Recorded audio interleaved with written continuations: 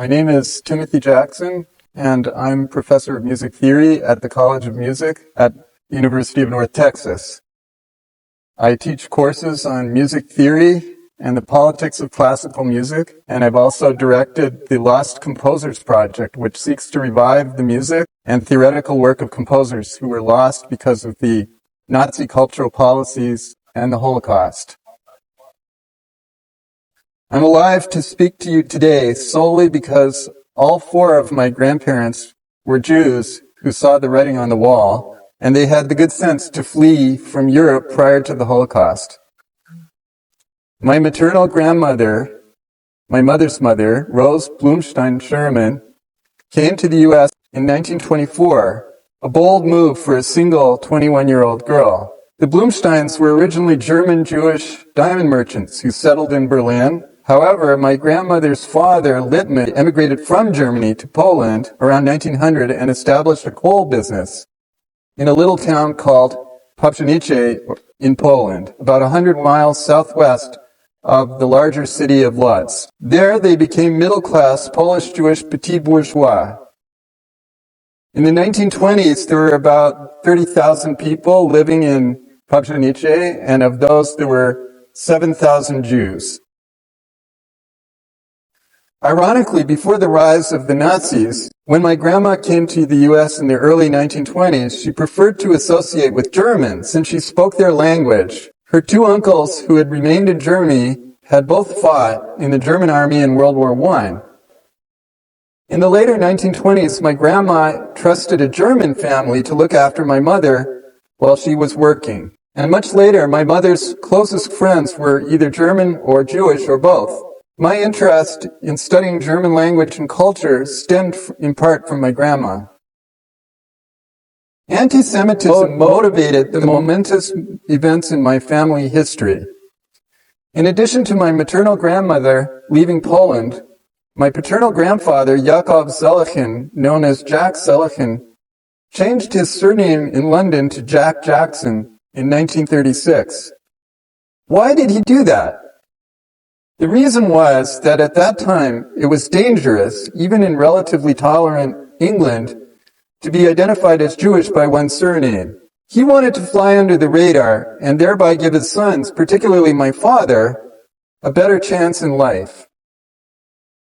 My granddad, Yakov, to whom I was especially close when I was a little boy, had immigrated to England as a teenager, just before World War I and the Russian Revolution. He was the son of a master carpenter in Mogilev, which is in White Russia. When his father was murdered in a pogrom just before World War I, my great-grandmother Mariasha fled to England with her two children, my grandfather and his sister. My grandfather's name change from Yakov or Jack Zelichin to Jack Jackson in 1936 was a huge, life-changing event. Again, in 1936, with the rise of Hitler and the accompanying global anti-Semitism, even in Britain, it was bad to be identified as Jewish. Recall that 1936 was the period of the rise of Mosley and the Blackshirts in England, the British equivalent to the Nazis, and prejudice and anti-Semitism were everywhere. My uncles used to come home bleeding and bruised from street fights with the British fascists. My father, Anthony, was in grammar school at the time, which was necessary if you wanted to go to university or get a professional education. One night, my father told me that as an 11-year-old boy, he went to bed as Anthony Zelichin, and the next morning he woke up as Anthony Jackson. We often talked about his experiences growing up Jewish in England. At one point, he drew a parallel between his life and the famous runner in the Chariots of Fire, which afforded an inside look at the kind of genteel British anti-Semitism that permeated elite educational institutions and government and upper-class society. The kind of anti-Semitism that forced my grandfather to change his name, and thereby his public identity, so that my father could attend university. Let us now return to my mother's side of the family. Those who remained in Poland and France. Of them, only one brother and two children survived in France. The rest of my large extended family were all murdered in various ways, in Pabjanice, or deported from France in cattle cars like this one to the death camps. During the Nazi occupation of France in 1940, my family was caught in the Nazi net in occupied Paris. A friendly woman from across the street hid and fed them beneath the barn of her cottage in the countryside for almost 3 years. The family went crazy in that dark, dank barn with nothing to do but remain quiet, accompanied only by constant, intense hunger and cold and heat and fear. One day the father could not stand being cooped up anymore under these circumstances, and so he went out, he was caught, and he was deported by cattle car to Auschwitz, where he was murdered. By doing some research in the archives of Yad Vashem at the Holocaust Memorial in Jerusalem, I found copies of records documenting the deportation of 3 of my mother's uncles from France in cattle cars. After the war, my grandma traveled back to Europe to search for her family. 3 of her brothers in Paris and their wives and children had been hidden, discovered, and deported in the cattle cars to the death camps. Just one single brother, also hidden, had miraculously survived. Then, when she went back to Poland after the war to look for the rest of her family, she found no one left. Eventually, she learned the truth. A woman who survived the war reported the following about the Jews of Pabjanice. On the 29th of May, 1942, we heard from Pabjanice and from its neighboring towns that the liquidation of the Jewish population there was carried out in such a way that the children up to age 10 and the elderly over age 60 were all killed by shooting. Those in between were forced to go through a selection. Those who were capable of working were taken for work, and the incapable and the weak were taken out behind the city and murdered by machine gun near open pits. On the 6th of June, 1942, I was told how the children under 10 had been murdered in Pabjanice.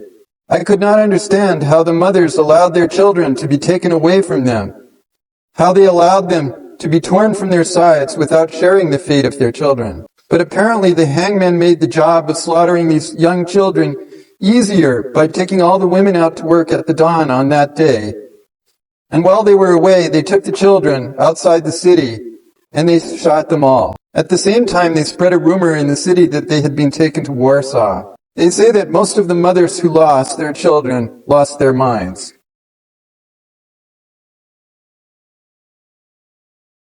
Another survivor, like my grandma, returned to Pabjanice after the war, looking for her family.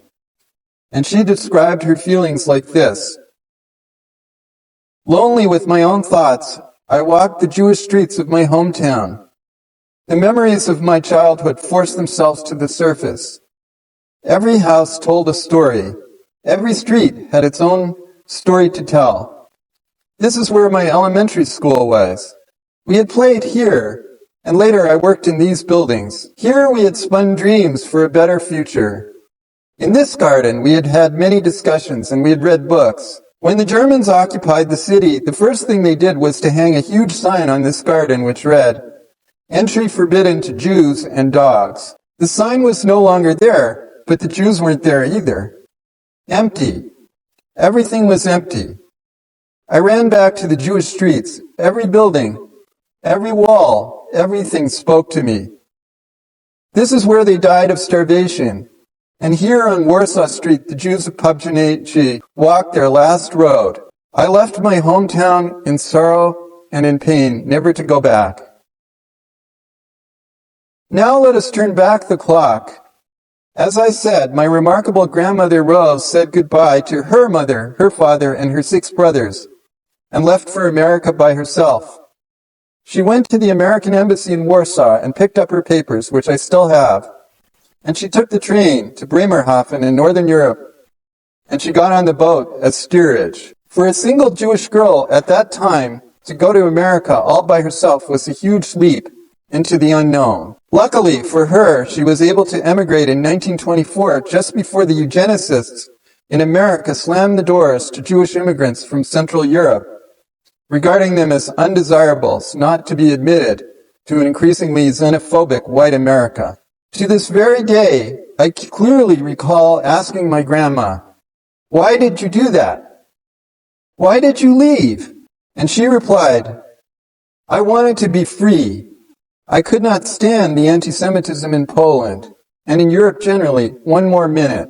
In walking down the street, she had been repeatedly pushed into the gutter as a dirty Jew, and she just could not wait for the time to leave. As a result of leaving and fleeing from Poland, she never saw her parents and all but one of her brothers again. I was born in Canada in the shadow of the Holocaust. When I was just 3 years old, I suddenly acquired a foster sister my own age. As you can imagine, I was very surprised, even shocked, to find another baby in my crib. My parents took her in, even though they were not financially secure. Again, there was a connection with the Holocaust, the shadow of the Holocaust, because my foster sister's mother had been a human guinea pig used for medical experiments in the camps. The Nazi doctors had tortured her by taking bone grafts from her leg so that she could barely walk. The physical and mental agonies of my foster sister's mother, who had been subjected to these medical tortures, were so severe that she could not look after her daughter properly anymore. Unfortunately, this little girl also suffered from her mother's traumas, and so I too was exposed to them. When I was about 6 years old, my mother told me bluntly, "I must live life to the fullest. I must fulfill my God-given potential through an absolute devotion to self-development through education. I must make something of myself. My life would never be my own, because I had the obligation to live for the 1.5 million children, including my immediate relatives, who had been murdered in the Holocaust. Those Jewish children who never had the chance to mature and grow up and contribute to the world, not to mention the many privileges and opportunities that I had. For my grandparents and for my parents, racism was never an abstract concept, but a matter of life and death. My grandmother, although she remained a humble, poor, working-class woman her entire life, she used to send me her carefully saved-up money for every birthday and every Jewish holiday, money that was duly put away into my college fund so that one day I could acquire the education that she had never had the opportunity to get. Her money, invested in Israel bonds, would help finance my undergraduate and graduate school education. Having spent many years in universities and conservatories, earning the credentials to become a distinguished university research professor and a tenured full professor of music theory at UNT, I cannot tolerate anti-Semitism. Every 3 generations, people lose a direct connection with the past. My son and daughter can understand the past intellectually, but they cannot understand it viscerally and emotionally the way I do because of my intimate conversations with my now dead parents and grandparents. Alarmingly, I am now seeing that some of the same elements, political tribalization, economic uncertainty, defeatism, nihilism, social media algorithms that create echo chambers, are all combining to form the dangerous preconditions for a catastrophe. It is my hope that through good faith debate, critical thinking, basic respect for each other's humanity, and for truth, we can heed the warnings of history and ensure that nothing like the Holocaust will ever happen again. To conclude, for me and for my family, there is a direct, personal, and documented connection between the Holocaust and the State of Israel. Now, how did the few survivors in my family react to what happened? In memory of our lost family, we funded and built the Blumstein Department of Oral and Maxillofacial Surgery at the Sheba Medical Center at Tel HaShomer, namely the Blumstein Institute for Oral, Dental, and Jaw Medicine. In the best Jewish philanthropic tradition, the hospital that my family founded is a humanistic endeavor, employing both Israeli Jewish and Arab medical staff to heal all patients, regardless of their ethnicity or faith. Thank you for your time.